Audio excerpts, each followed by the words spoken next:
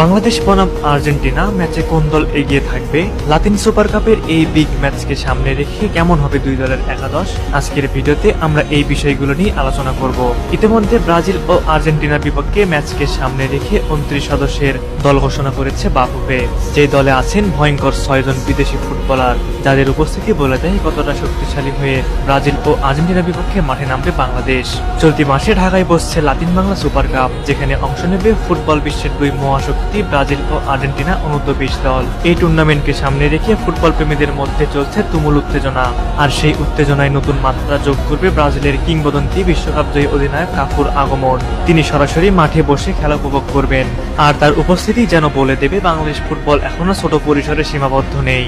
আগামী 2 ডিসেম্বর ঢাকায় পা রাখবে আর্জেন্টিনার ক্লাব অ্যাথলেটিকো চার্লোনার অনূর্ধ্ব-20 দল, যাদের অধিকাংশই বুয়েনোস আয়ার্স ফুটবল একাডেমি থেকে উঠে আসা সম্ভাবনাময় তরুণ ফুটবলার। সুতরাং আর্জেন্টিনার এই দলের বিপক্ষে খেলা বেশ কঠিনই হবে বাংলাদেশের জন্য। বাংলাদেশের এই দলে 2 জন বংশোদ্ভূত বিদেশি ফুটবলার খেলবেন। তারা হলেন ইকরামুল ক্যাসপার হক ও ইব্রাহিম নওয়াজ। এই বিদেশি ফুটবলারদের অন্তর্ভুক্তি বলে দেয় কতটা শক্তিশালী হয়েছে বাংলাদেশ ফুটবল দল।